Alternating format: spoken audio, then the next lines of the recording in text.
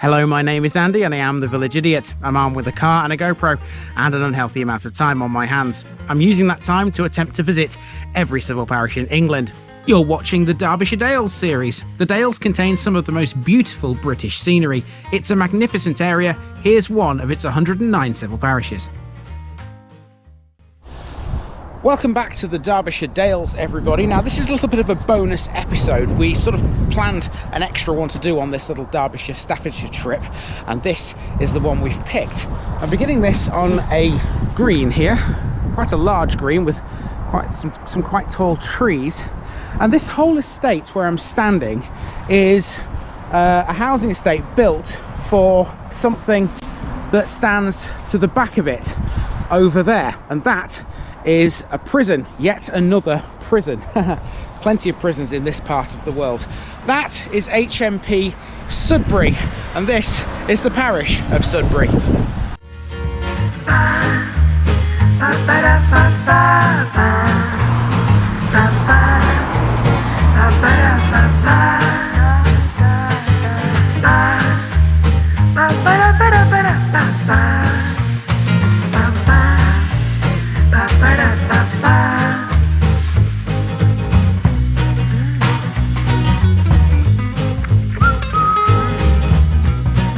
Here's my disclaimer for people who may be watching me for the first time. I say things as I would in my native accent and dialect. As a result, I may not pronounce things in the same way as the locals do. Remember, I'm a visitor. It's impossible to know everything.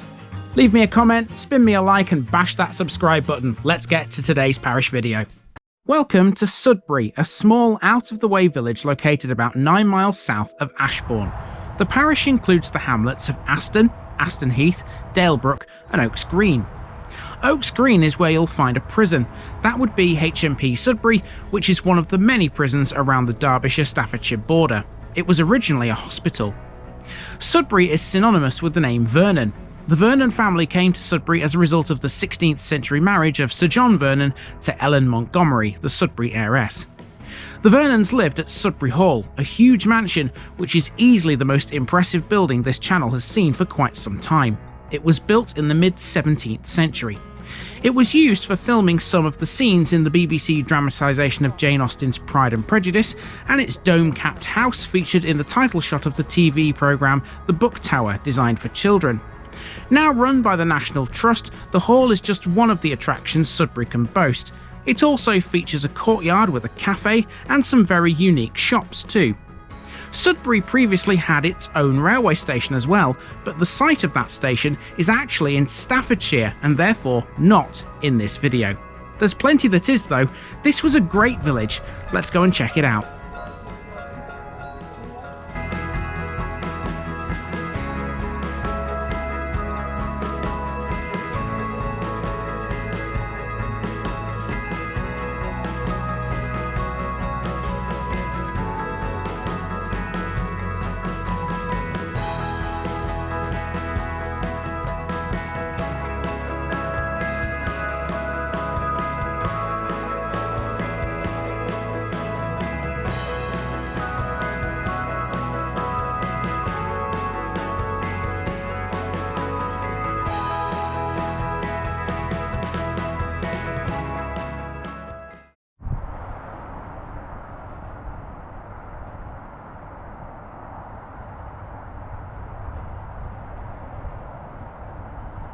Welcome to Sudbury, folks.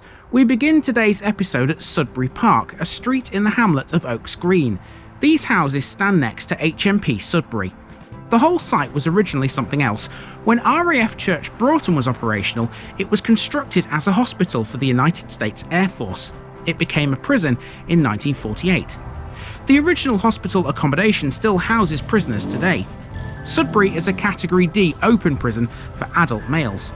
Former inmates here have included the blogger and prison reform campaigner Ben Gunn and Lee Hughes, the former West Bromwich Albion striker. Perhaps the most notable man to have spent time here is the career criminal Harry Roberts. I'll leave it up to you to Google his name to find out what he was in for. Sudbury's security has been scrutinised heavily in the past. In December 2003, it emerged that 350 prisoners had absconded from Sudbury in the previous 5 years. Okay, so that's the prison, and while I'm here I've got a great opportunity to mention two other things. Firstly, the road, which is very close to this. That there is the A50, and I've driven on that more times than I can count.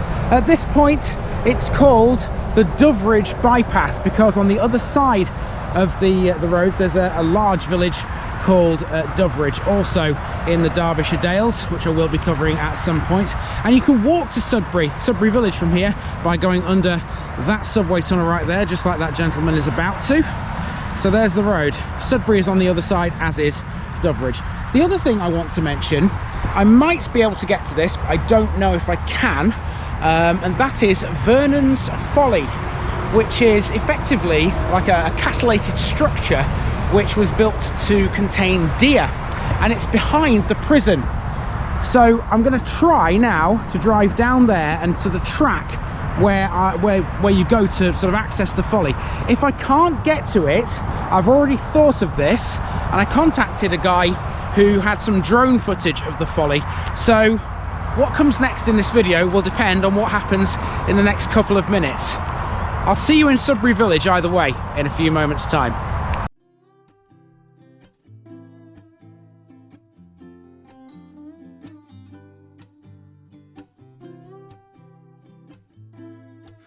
As I suspected, access to Vernon's Folly is a little hard, so I must give the utmost thanks here to a man named Tony for this drone footage. Vernon's Folly is located just behind HMP Sudbury, off a track which leads to a farm. It overlooks the A50 and can be seen clearly from that road. A castellated structure, this was built in 1723 by the Lord George Vernon, the owner of Sudbury Hall, which we'll see when we hit the main village. The fortress-like structure was simply a way to keep his deer penned in, so as such this sometimes gets referred to as a deer cote. Its style is a clear indication of the sheer wealth Lord Vernon had. It's made of red brick with sandstone dressings and encloses a large square space. It has a gatehouse, 4 turrets and a curtain wall on 3 sides. You'd be well within your rights to think it was a castle if you didn't know what it was.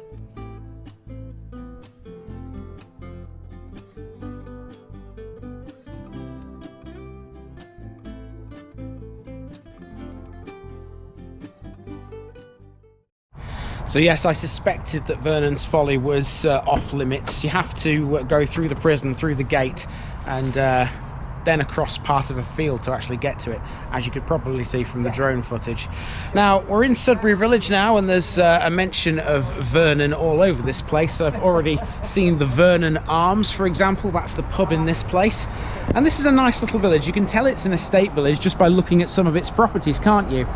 Let's have a walk around this. I imagine it'll take me no more than about an hour. Let's go.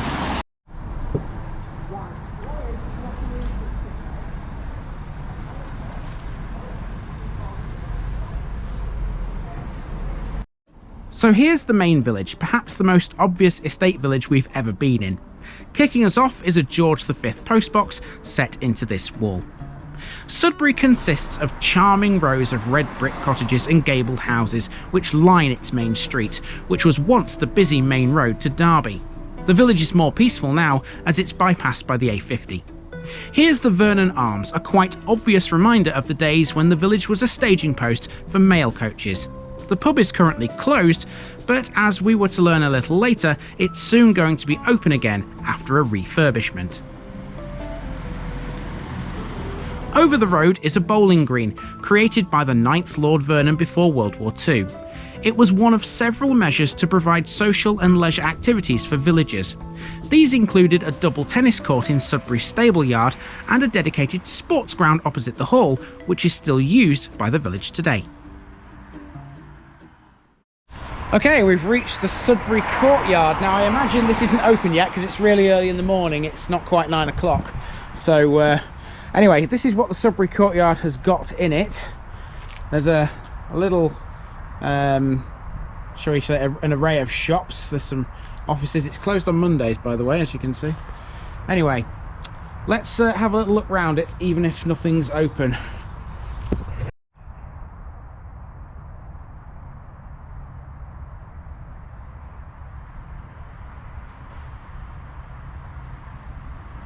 This is Sudbury Courtyard, which these days is a collection of unique shops and businesses, but it used to be so very different. This board tells you about the courtyard's history. It featured the estate offices dating from the 1600s, which faced the main village street. The clubhouse for the bowls club was in here too, and there was a billiards room which was added in the late 1920s as part of a social club set up by the 9th Lord Vernon. It's a bit different in here now. The shops in the courtyard are very unusual, like this one for example, a rocking horse manufacturer and repairer. This building is the Sudbury Courtyard Cafe, so if you come to visit this, it's a good place to park yourself after exploring all the shops. You can also buy local Derby beers in here as well, and we couldn't leave the courtyard behind without capturing this sign on the left, which made us both laugh. So we've just been chatting with a lovely lady who works at the Sudbury Courtyard Cafe, and apparently because Sudbury is really out of the way and not many people know about it, it doesn't get much publicity, much trade, and so we're going to do something about that. I mean, I'm hoping this video, gives it a little bit of a place on the map, etc. But also we've followed the cafe's the page on Facebook, and we'll go and promote them now and give them a bit more trade. They tried to get us to have a takeaway coffee to take away with us, but we've not long since had our breakfast. We would have done any other time, but my stomach's a bit full, as is Nikki's right now. So yeah, otherwise we would have bought a coffee, of course we would, although there's nothing to stop us coming back here later if we want one. So yeah, we might be back to the courtyard later. There's the place. I don't know if you can see it. No, the camera probably won't pick this up, but let me just brighten up the image. There we go. There we are, Sudbury Courtyard Cafe. So there you go folks, bit of promotion for you. Okay, now we're going to turn left and head towards Sudbury Hall, which is a magnificent building. I drove past it earlier, and this is going to be probably the highlight of this episode.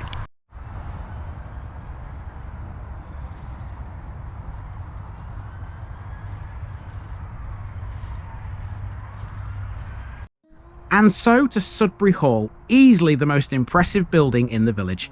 The house was built between 1660 and 1680 by George Vernon. The hall has a servants' wing which was added in 1876.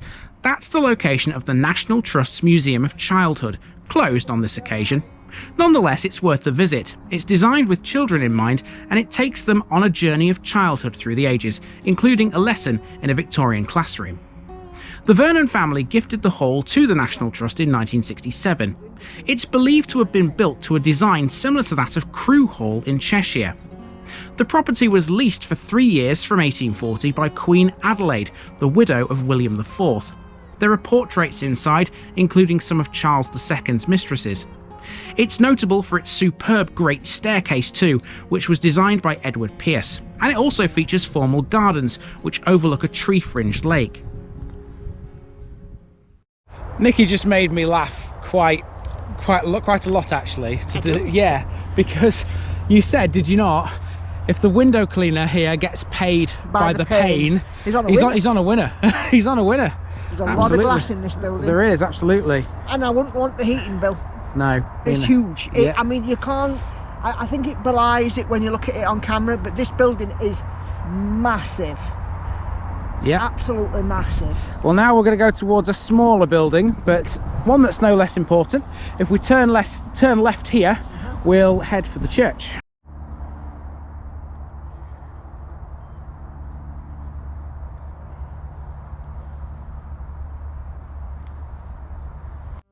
Here we have the 14th century Church of All Saints. The Domesday Book does record a church at Sudbury, but it was most likely a wooden Saxon building. The present church has traces of Norman-style work which have been substantially restored, if not completely replaced in later years. It features a memorial plaque behind its font, which is dated 1862, dedicated to the 3 infant children of Augustus Henry Vernon. It also features 2 13th century female figures, almost certainly ladies from the Montgomery family. They were once propped up against a wall in the churchyard. We were just about to leave the churchyard behind when Nikki spotted this huge grave. In here are 3 members of the Vernon family. Along its edge, this reads, "Here lie George Charles, the 4th Lord Vernon, and Frances Maria, his wife, also George John, the 5th Lord Vernon." How big do you want your grave? I mean, I know there's 3 people in there, but even so, Get 30 in it. I'm not being funny.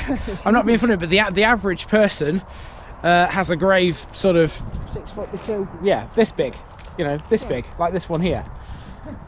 I mean, Well, if you can afford it. if you can afford it, yeah, go for it. But I mean, blimey, who needs that much room even in death?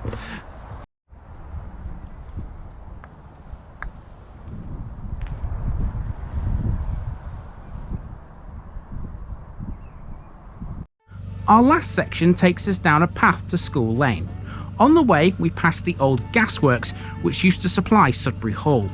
This is undergoing renovation and will eventually become a community hub and private hire venue, open in the spring of 2023, according to this board anyway. Here's School Lane, and that's the school, folks, another of the former Sudbury estate buildings. A charming little red brick school, it's still in use today. Over the road is what we believe to be another school building, given the school markings on the road. It has a kitchen, so this is likely the dining hall. Our last stop was the amazing Sudbury Seasons, a fabulous little shop whose stock changes literally with the seasons. It was all Christmas related when we were here.